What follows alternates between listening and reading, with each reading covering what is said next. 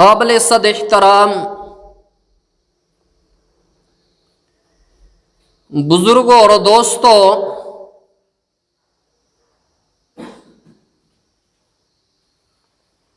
اللہ تبارک و تعالیٰ کا لاکھ لاکھ شکر اور احسان ہے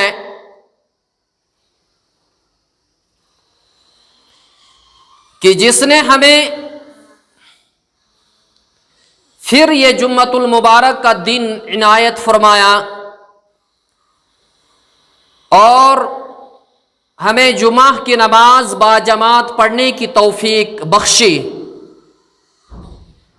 یہ اس رب العالمین کا لاکھ لاکھ فضل اور احسان ہے، کرم ہے ہم لوگوں پر۔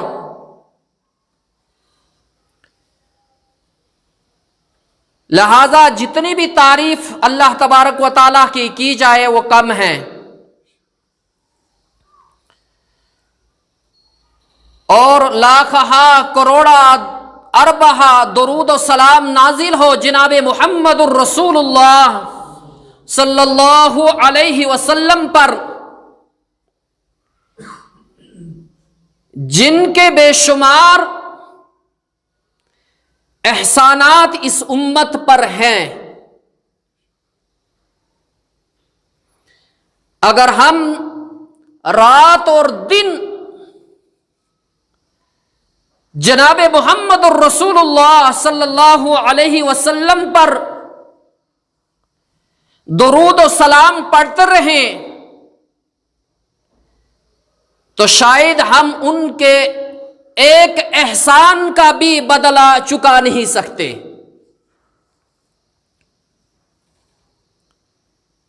بزرگوں اور دوستوں، آج کی میری اس گفتگو کا عنوان جو ہے وہ ہے قرآن سمجھنے کے لیے سنت کی ضرورت۔ سب سے پہلے ہمیں موضوع کو سمجھنا ہے کہ موضوع اور ٹاپک کیا ہے۔ قرآن سمجھنے کے لیے سنت کی ضرورت آج کا ٹاپک اور آج کا موضوع ہے۔ اصل میں کچھ لوگ ایسے پیدا ہو گئے جو دعویٰ کر رہے ہیں کہ ہمارے لیے صرف قرآن ہی کافی ہے، قرآن کے علاوہ ہمیں کسی اور چیز کی ضرورت نہیں ہے، جو کچھ قرآن میں کہا گیا بس ہمیں اتنا ہی کرنا ہے، اس کے علاوہ کچھ نہیں کرنا ہے۔ لیکن ان کی یہ دلیل ناقابل قبول ہے، قابل مذمت ہے، کیونکہ ہم قرآن پاک کو سنت رسول صلی اللہ علیہ وسلم کے بغیر سمجھ نہیں سکتے، حدیث رسول صلی اللہ علیہ وسلم کے بغیر سمجھ نہیں سکتے ہیں۔ تو آج کا موضوع اور جو ٹاپک ہے وہ ہے قرآن سمجھنے کے لیے سنت کی ضرورت۔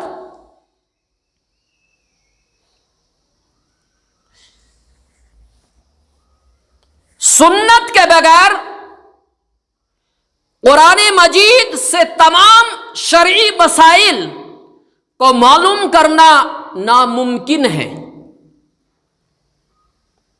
حدیث کے بغیر، سنت کے بغیر قرآن مجید سے تمام مسائل کو ہم معلوم نہیں کر سکتے ہیں، نہیں نکال سکتے ہیں جب تک ہم حدیث رسول کا سہارا نہیں لیں گے۔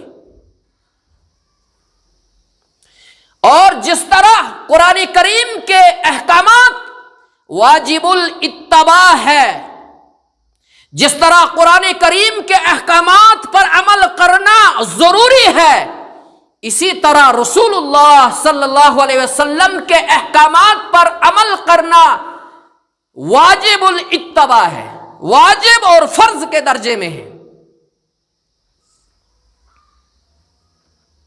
اس کے لیے دلیل ہمارے پاس جب تک کسی بات کو ثابت کرنے کے لیے دلیل نہیں ہوگی اس وقت تک وہ بات قابل قبول نہیں ہوتی ہے. تو اس کے لیے ہمارے پاس دلیل ہے. ابو داؤد شریف کے اندر حدیث ہے، حضرت مقدام بن معدی کرب رضی اللہ تعالی عنہ ایک مشہور صحابی ہے، روایت کرتے ہیں کہ رسول اللہ صلی اللہ علیہ وسلم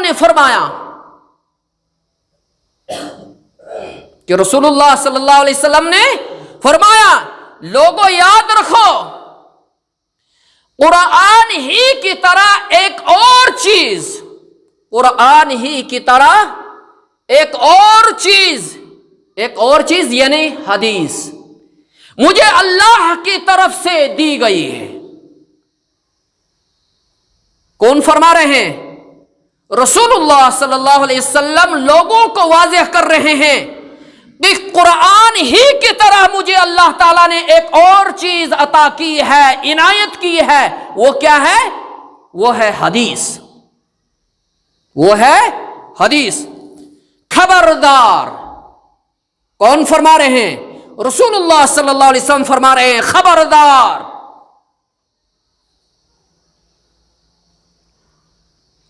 ایک وقت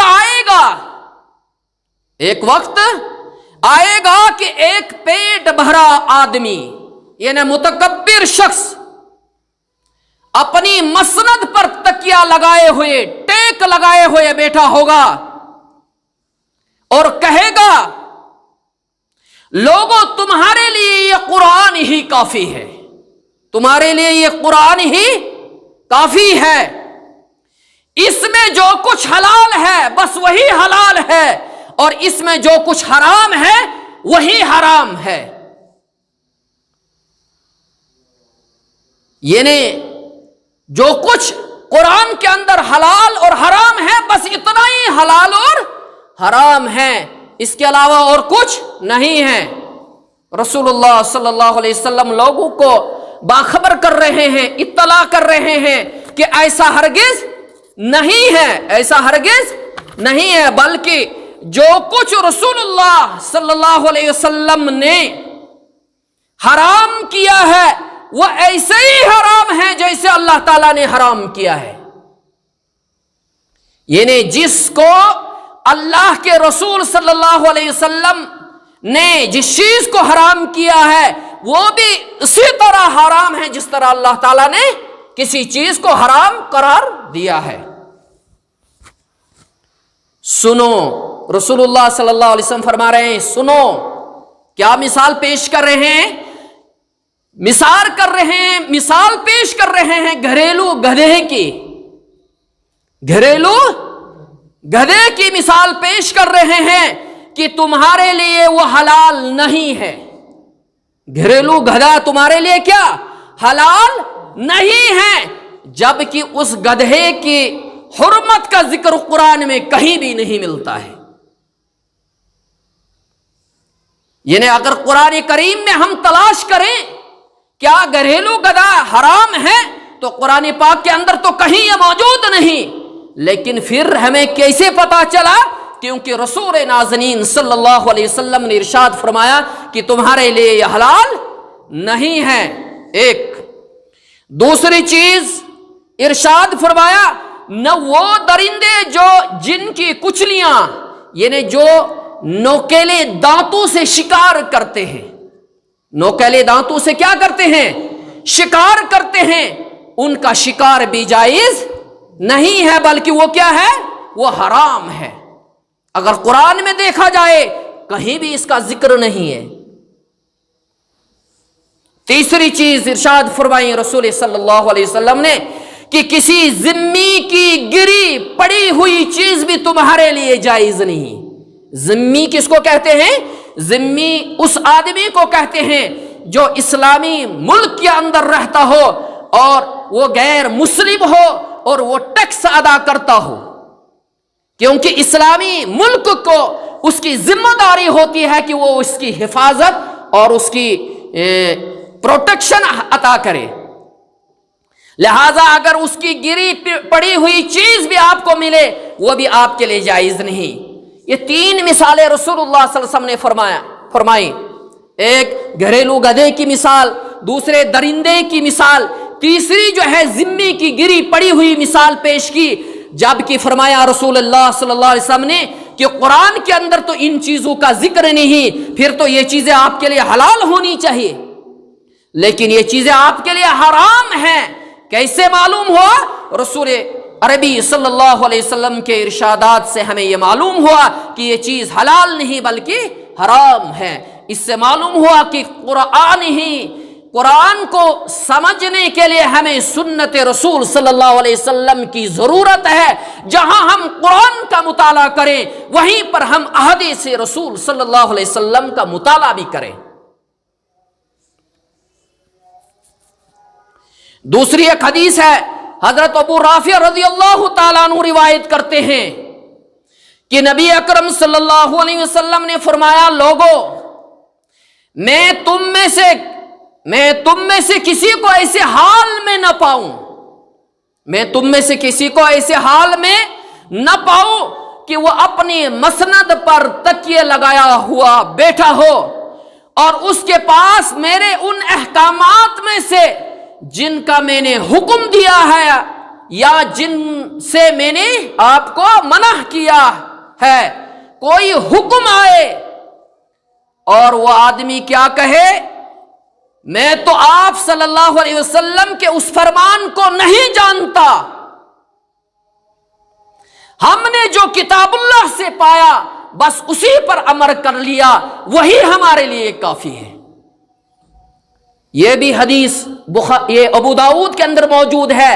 اس حدیث سے بھی معلوم ہوتا ہے کہ حضرت ابو رافع رضی اللہ تعالیٰ عنہ جو روایت کرتے ہیں کہ رسول اللہ صلی اللہ علیہ وسلم ہم کو اس حال میں پانا پسند ہی نہیں کرتے ہیں کہ کوئی آدمی یہ کہے کہ میں رسول اللہ صلی اللہ علیہ وسلم کے احکامات کو جانتا ہی نہیں، میرے لیے صرف قرآن ہی کافی ہے، جو کچھ قرآن میں ہے بس میں صرف اسی پر عمل کر رہا ہوں اور کروں گا اور احادیث رسول سے میرا کوئی واسطہ نہیں. وہ آدمی کامل نہیں ہو سکتا ہے، کیونکہ اللہ تعالیٰ کا ارشاد ہے اطیعوا اللہ و اطیعوا الرسول، کہ آپ اللہ کی اطاعت کیجئے اور رسول اللہ صلی اللہ علیہ وسلم کی اطاعت کیجئے. لہذا ہمیں قرآن کے ساتھ ساتھ احادیث رسول صلی اللہ علیہ وسلم کا مطالعہ بھی ضروری کرنا ہے، تب تک ہم قرآن کو مکمل اور صحیح سمجھ نہیں سکتے ہیں. حضرت حذیفہ رضی اللہ تعالیٰ عنہ کہتے ہیں کہ رسول اللہ صلی اللہ علیہ وسلم نے ارشاد فرمایا، دیانتداری آسمان سے لوگوں کے دلوں میں اتری ہے. دیانتداری آسمان سے لوگوں کے دلوں میں اتری ہے، یعنی انسان کی فطرت میں شامل ہے، انسان کی فطرت میں شامل ہے. اور قرآن بھی آسمان سے نازل ہوا ہے، اور قرآن بھی کہاں سے نازل ہوا؟ آسمان سے نازل ہوا، جس سے لوگوں نے پڑھا اور سنت کے ذریعے اس سے سمجھا، جس سے لوگوں نے پڑھا اور سنت کے ذریعے قرآن کو سمجھا. اس سے یہ حدیث بخاری شریف کے اندر ہے. یہ روایت کہاں موجود ہے؟ یہ بخاری شریف کے اندر موجود ہے. اس سے معلوم ہوتا ہے کہ قرآن کو جب تک ہم پورا کامل مکمل طریقے سے نہیں سمجھ سکتے ہیں جب تک ہم سنت رسول کا مطالعہ اور سنت رسول کا سہارا نہیں لیں گے. لہذا جو لوگ کہتے ہیں کہ صرف ہمارے لیے اتنا ہی کافی ہے جو کچھ قرآن میں ہمارے لیے لکھا ہے، جو کچھ قرآن میں ہمارے لیے حلال اور حرام ہے بس ہمارے لیے اتنا ہی کافی ہے، ان کی یہ دلیل صحیح نہیں ہے بلکہ ان کی یہ دلیل باطل ہے، باطل.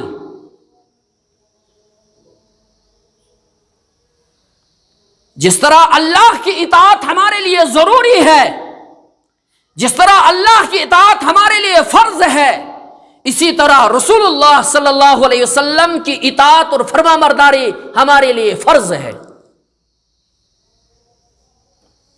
حضرت علی ابن امیہ رضی اللہ تعالی عنہ سے روایت ہے، وہ کہتے ہیں میں نے حضرت عمر رضی اللہ تعالی عنہ سے پوچھا کہ اللہ تعالیٰ نے فرمایا قرآن کے اندر کہ اللہ کا فرمان قرآن کے اندر موجود ہے، اگر تمہیں کافروں کے ستانے کا خوف ہو تو اس صورت میں آپ نماز قصر کر لینا،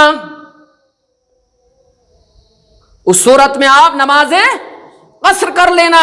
قصر یعنی آدھی نماز رخصت ہوتی ہے، اگر 4 رکعت والی نماز ہے وہاں پر کیا پڑھنی ہے؟ ہمیں 2 ہی رکعت پڑھنی ہے۔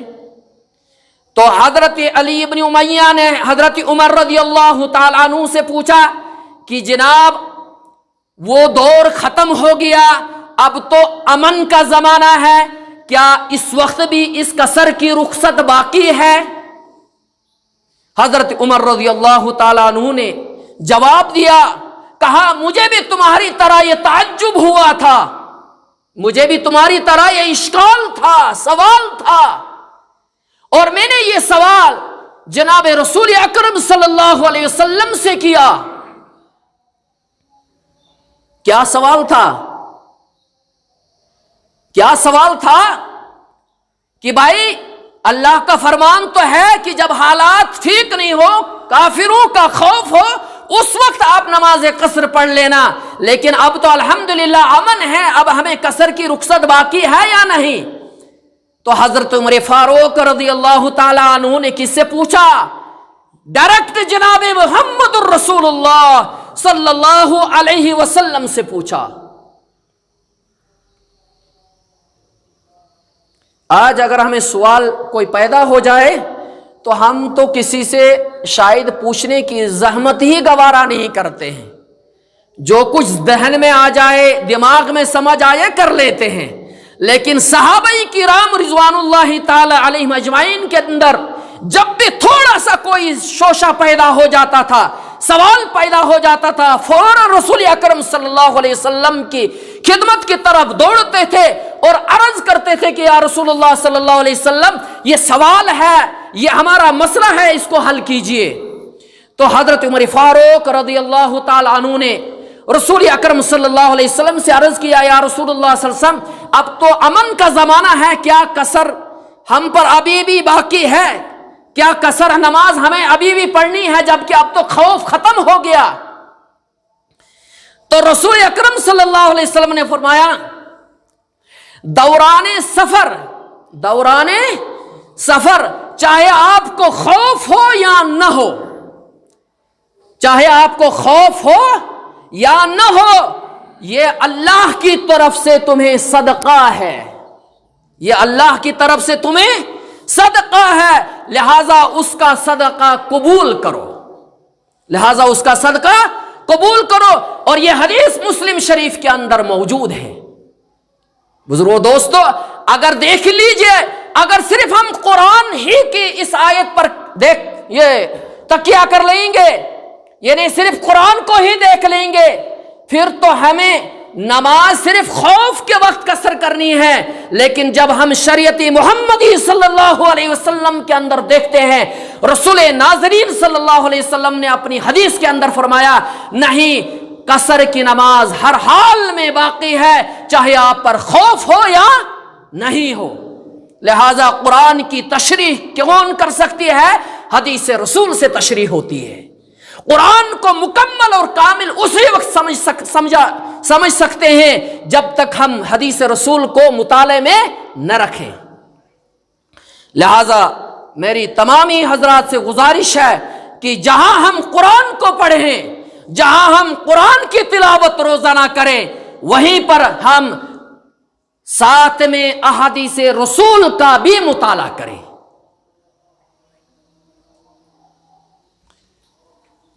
ایک اور حدیث میں ارشاد ہے، حضرت عبداللہ بن مسعود رضی اللہ تعالیٰ عنہ کہتے ہیں کہ جب یہ آیت نازل ہوئی، سورہ لقمان کی آیت نمبر 82، الذین آمنوا ولم یلبسوا ایمانہم بظلمہم، یہ سورہ لقمان کی ایک آیت ہے۔ وہ لوگ جنہوں نے اپنے ایمان میں ظلم شامل نہیں کیا، الذین آمنوا ولم یلبسوا ایمانہم بظلمہم، وہ لوگ جنہوں نے اپنے ایمان میں ظلم شامل نہیں کیا۔ اوہو، جب یہ آیت نازل ہوئی تو تمام مسلمان پریشان ہو گئے، تمام مسلمان پریشان ہو گئے اور عرض کیا، یا رسول اللہ صلی اللہ علیہ وسلم، ہم میں سے کون ایسا ہو سکتا ہے جس نے ظلم یعنی گناہ نہ کیا ہو؟ یعنی ہم میں سے کون ایسا آدمی ہو سکتا ہے کہ جس نے ظلم گناہ نہ کیا ہو؟ تمام مسلمان پریشان ہو گئے تو آپ صلی اللہ علیہ وسلم نے ارشاد فرمایا، دیکھیے اگر صرف قرآن کی آیت پر ہی ہم نظر دوڑائیں گے تو پھر معنی کچھ اور ہو جاتا ہے، پھر تو مشکل ہے ہم لوگوں کا بچنا۔ لیکن رسول اللہ صلی اللہ علیہ وسلم نے فرمایا، جو قرآن کے اندر بظلمہم ظلم کا لفظ آیا ہے، اس ظلم سے مراد گناہ نہیں ہے، بلکہ فرمایا کہ اس آیت میں جو ظلم کا لفظ آیا ہے اس سے مراد شرک ہے۔ اس سے مراد کیا ہے؟ شرک، کیونکہ شرک سب سے بڑا گناہ ہے، شرک سب سے بڑا گناہ ہے۔ اور دلیل دی، کیا تم نے حضرت لقمان علیہ السلام کی اپنے بیٹے کو نصیحت جو کی ہے اس کو نہیں سنا ہے کہ حضرت لقمان علیہ السلام نے اپنے بیٹے سے کہا تھا، اے میرے بیٹے، اللہ کے ساتھ کسی کو شرک نہیں ٹھہرانا، کسی کو شریک نہیں ٹھہرانا، کیونکہ شرک جو ہے یہ سب سے بڑا ظلم ہے۔ تو بزرگو دوستو، جو لوگ کہتے ہیں صرف ہمارے لیے قرآن کافی ہے اور قرآن کے علاوہ کسی اور چیز کی ضرورت نہیں، ان کی یہ دلیل بالکل باطل اور نامکمل ہے۔ جب تک ہم قرآن پاک کے ساتھ احادیث رسول کا سہارا نہیں لیں گے تب تک قرآن پاک کو ہم مکمل اور کامل سمجھ نہیں سکتے ہیں۔ یہ حدیث بھی جو حضرت عبداللہ ابن مسعود رضی اللہ تعالیٰ عنہ کی میں نے بیان کی، یہ حدیث بھی کہاں ہے؟ یہ ترمذی شریف کے اندر موجود ہے۔ بزرگو دوستو، سنت رسول کو نظر انداز کرنے سے بعض شرعی احکام واضح نہیں ہو سکتے ہیں، مکمل نہیں ہو سکتے ہیں، جب تک ہم سنت رسول صلی اللہ علیہ وسلم کا مطالعہ اور ساتھ قرآن کے ساتھ نہیں رکھیں گے تب تک قرآن کا سمجھنا بہت بڑا مشکل ہے۔ اس کی ایک مثال سمجھ لیجئے، قرآن پاک کے اندر آیا ہے کہ مسافر اور بیمار آدمی جو ہے وہ روزہ چھوڑ کر قضا کر سکتے ہیں۔ مسافر آدمی اور بیمار آدمی جو ہے وہ روزہ چھوڑ کر اس کی قضا کر سکتا ہے۔ قرآن کے اندر اتنا ہی ہے، اس کے علاوہ اور کوئی چیز نہیں ہے، کیونکہ قرآن پاک کے اندر ارشاد ہے، فَمَنْ كَانَ مِنْكُمْ مَرِيضًا أَوْ عَلَى سَفَرٍ فَعِدَّةٌ مِنْ أَيَّامٍ أُخَرَ۔ وہاں دیکھ رہے ہیں آپ، آیت کے اندر مریض اور مسافر کا تذکرہ ہے کہ صرف مسافر اور بیمار قضا کر سکتے ہیں۔ اگر قرآن پاک کو ہی دیکھیں گے، اس کے بعد مجھے بتائے آپ، حائضہ عورت کہاں جائے گی؟ حاملہ عورت کہاں جائے گی؟ دودھ پلانے والی عورت کہاں جائے گی؟ کیونکہ آیت کے اندر تو صرف مریض اور مسافر کا تذکرہ ہے۔ جو لوگ کہتے ہیں صرف قرآن ہی کافی ہے، ان کے لیے ایک کھلی دلیل ہے، وہ ذرا جواب دیں، پھر تو بیچارہ حائضہ کو ایسے ہی رہنا ہے، حاملہ کو کا بھی کوئی ذکر نہیں، دودھ پلانے والی عورت کا بھی ذکر نہیں ہے. لیکن قربان جائے محمد الرسول اللہ صلی اللہ علیہ وسلم پر، جن پر یہ کتاب نازل ہوئی، جس پر یہ کتاب نازل ہوئی، وہ اس کتاب کو زیادہ سمجھ سکتا ہے، کیونکہ اس کتاب کا پہلا مخاطب جو ہے وہ نبی اکرم صلی اللہ علیہ وسلم ہے. اگر قرآن کی صرف اس آیت پر نظر رکھیں گے تو صرف بیمار اور مریض کو ہی قضا رکھنی ہے، اس کے علاوہ کسی اور کو قضا نہیں رکھنی ہے. لیکن جناب محمد رسول اللہ صلی اللہ علیہ وسلم نے، حدیث کے اندر آتا ہے کہ نبی اکرم صلی اللہ علیہ وسلم نے فرمایا، جس طرح ایک بیمار اور ایک مسافر قضا ادا کرے گا، اسی طرح حائضہ عورت بھی روزوں کی قضا کرے گی. بیمار حائضہ کے ساتھ دودھ پلانے والی عورت جو ہے، اپنے بچے کو دودھ جو پلا رہی ہوگی عورت، اس کو بھی حکم ہے کہ اگر بچے کو نقصان پہنچے گا تو وہ روزہ چھوڑ دے، اور اس کے بعد جب دودھ کی مدت ختم ہو جائے اس کے بعد اس کی قضا کرے. اور اسی طرح حاملہ جس کے پیٹ میں بچہ ہو، اس عورت کو بھی یہی حکم ہے کہ وہ دوران حمل روزہ نہ رکھے، کیونکہ اس سے آپ کے بچے کو نقصان پہنچ سکتا ہے. لہذا جب وضعی حمل ہو جائے، یعنی جب اس کا بچہ ہو جائے، اس کے بعد وہ ان روزوں کی قضا ادا کرے. لیکن جو لوگ کہتے ہیں صرف قرآن ہی کافی ہے، ان کی یہ دلیل کافی نہیں ہے. اللہ تبارک و تعالی ہمیں کہنے سننے سے زیادہ عمل کی توفیق عطا فرمائے. بارک اللہ لنا ولکم فی القرآن العظیم ونفعنا وإیاکم بالآیات والذکر الحکیم. استغفر اللہ لی ولکم سائر المسلمین فاستغفروہ.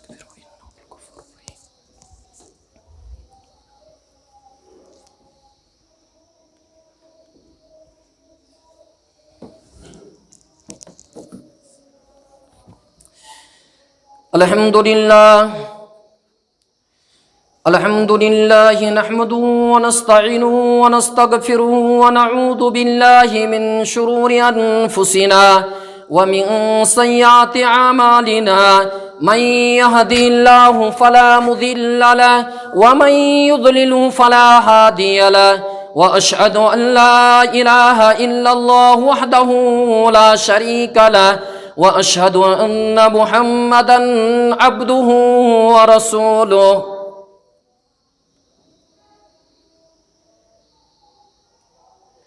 قال الله تبارك وتعالى أطيعوا الله وأطيعوا الرسول. تو محترم بزرگوں اور دوستوں، بارہا میں نے آپ سے عرض کیا تھا کہ میرا جو ٹاپک ہے، موضوع ہے، وہ ہے قرآن سمجھنے کے لیے سنت کی ضرورت. تو میں آپ کے سامنے اس کے لیے دلیل پیش کر رہا ہوں، اپنے گھر کی دلیل نہیں، کسی اور کی دلیل نہیں، بلکہ دلیل پیش کر رہا ہوں محمد الرسول اللہ صلی اللہ علیہ وسلم کے فرمان سے. اور جہاں پر رسول اللہ صلی اللہ علیہ وسلم کا فرمان آ جائے، وہاں پر ہم سب کو سر خم تسلیم کر لینا چاہیے. لہذا جو لوگوں کو گمراہ کر رہے ہیں کہ قرآن کے علاوہ کسی اور چیز کی ضرورت نہیں، یا قرآن کے علاوہ کوئی اور چیز معتبر نہیں، ان کی دلیل باطل اور مردود ہے. ایسے لوگوں کو قرآن کی طرف اور احادیث رسول کی طرف رجوع کرنا چاہیے اور اپنی آخرت کو سنوارنا چاہیے. تو بزرگوں اور دوستو، جہاں پر اتنی احادیث کے اندر بے شمار حدیثیں موجود ہیں، رسول اللہ صلی اللہ علیہ وسلم کے اقوال موجود ہے جو ہمارے لیے نمونے ہیں اور ثبوت ہے کہ قرآن کو ہم سنت کے بغیر سمجھ نہیں سکتے، قرآن کو ہم حدیث کے بغیر سمجھ نہیں سکتے ہیں. لہذا ہمیں قرآن کے ساتھ احادیث رسول کا مطالعہ ضرور بضرور کرنا چاہیے. ایک اور مثال میں آپ کے سامنے پیش کرتا ہوں قرآن کریم کی. وقت قریب ہو رہا ہے، قرآن کریم کے اندر آیا ہے. سورہ نور کے اندر آپ جائیں، سورہ نور کے اندر قرآن کریم کا حکم ہے کہ اگر کسی نے زنا کیا تو زنا کرنے والے اور کرنے والی عورت جو ہے اس کے بارے میں قرآن کریم کا حکم ہے کہ اس کو آپ 100 کوڑے ماریے. کتنا ماریے؟ یعنی اگر کسی نے زنا کا ارتکاب کر لیا تو اللہ کا فرمان ہے کہ اس مرد اور اس عورت کو کتنا آپ سزا دیں گے؟ 100 کوڑے ماریں گے. 100 کوڑے ماریں گے. قرآن کے اندر اتنا ہی موجود ہے. لیکن اس آیت کی تفسیر جناب محمد الرسول اللہ صلی اللہ علیہ وسلم نے فرمائی کہ اگر کسی سے زنا کا صدور ہوتا ہے تو وہاں دیکھا جائے گا کہ یہ مرد اور عورت شادی شدہ ہے یا غیر شادی شدہ ہے.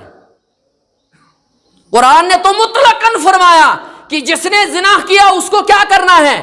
100 کوڑے مارنے ہیں.